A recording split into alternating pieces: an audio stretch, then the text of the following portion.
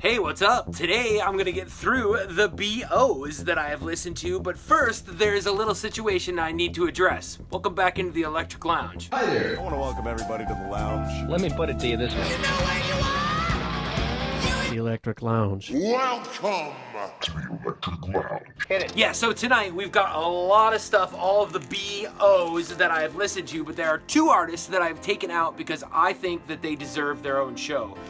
One in the beginning of the BOs, one at the very end, and I'm sure you might know who they are, maybe you don't, but you're gonna have to tune in later to find out.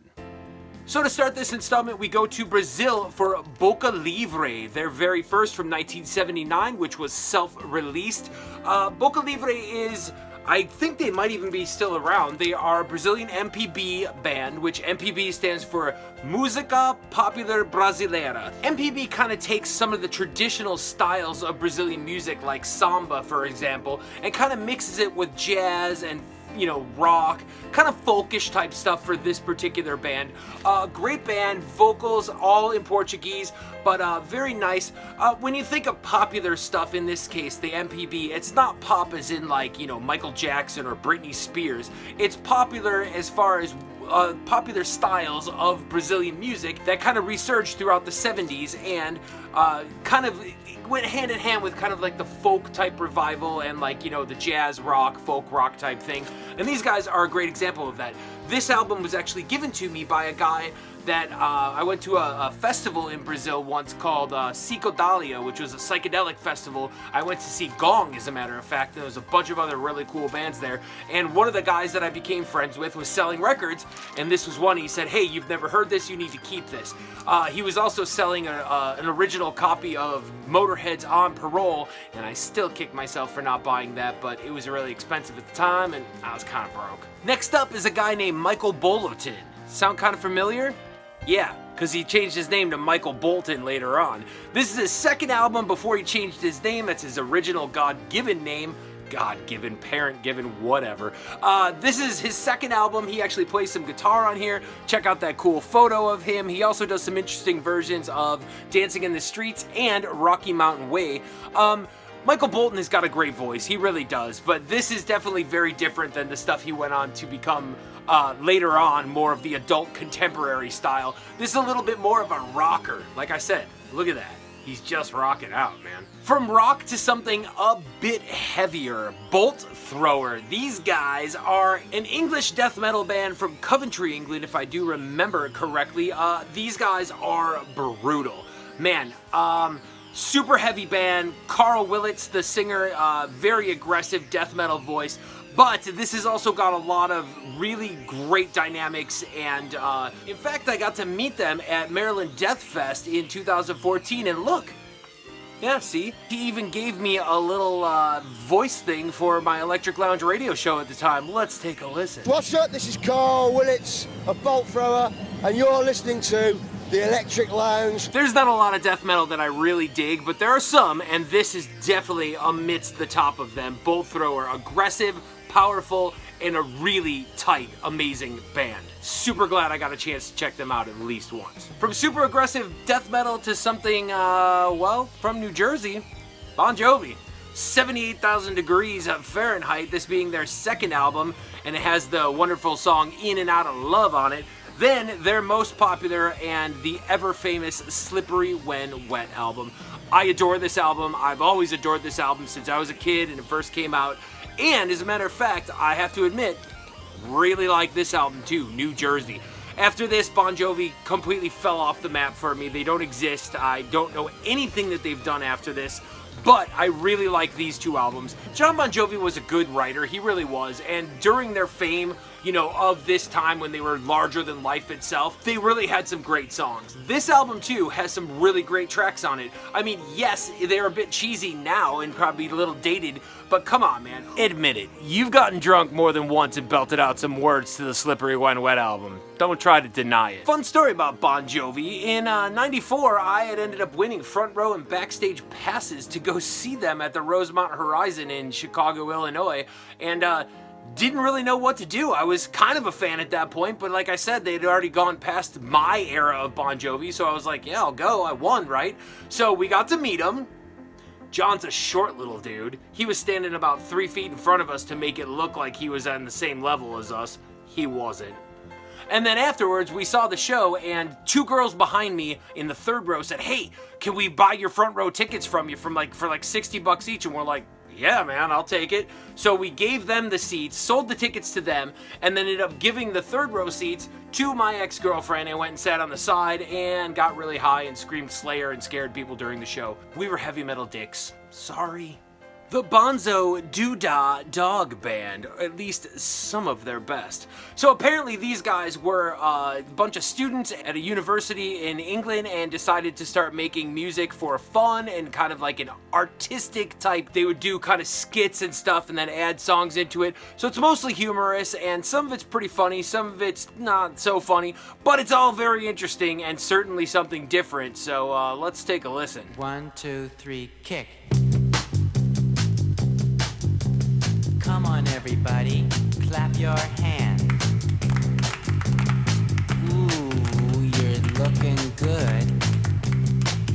Are you having a good time? I sure am. Do you like soul music? No. We'll do the trouser press, baby. 1, 2, 3.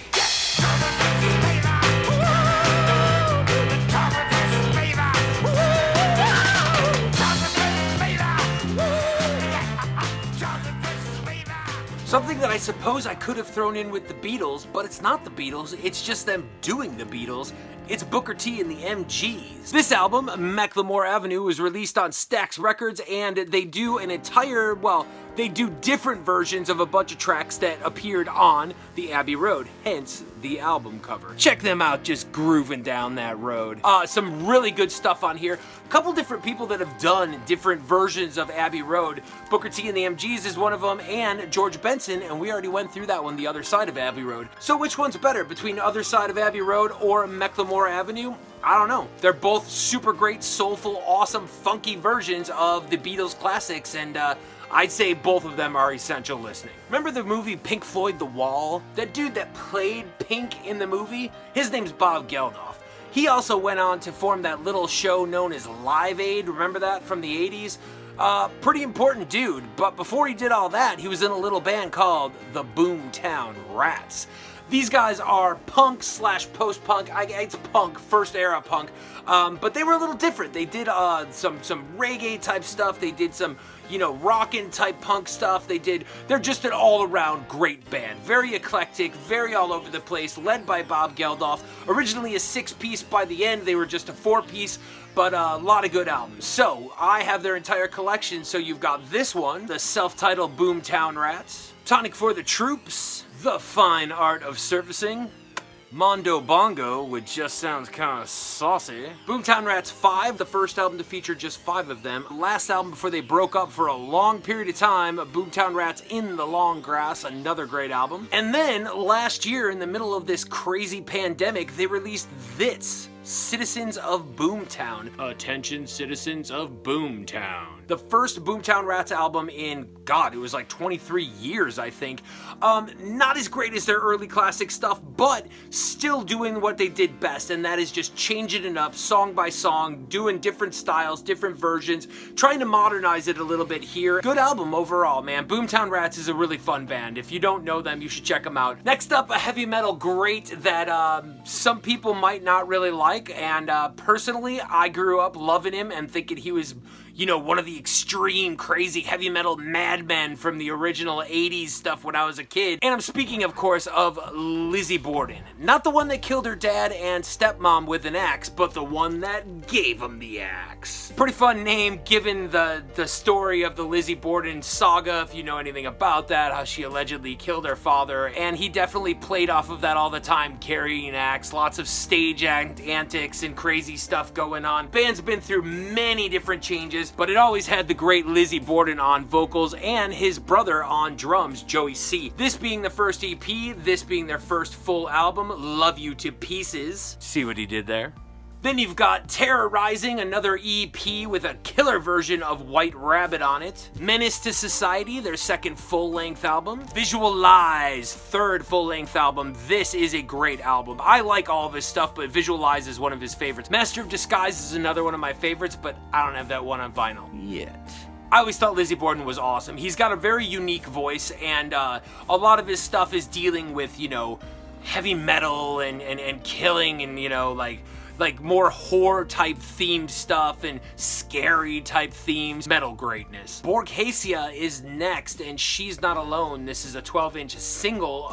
This is a band released on Wax Trax Records, industrial, kind of, you know, industrial pop-ish, because it's a little more dancey than my type style. Another one of those albums that I'm not sure how I got or when I got it, but I guarantee it was because of the cover, because I like skulls. Next up, one of the great AOR, album-oriented rock type artists, or the arena artists from the 70s, Boston.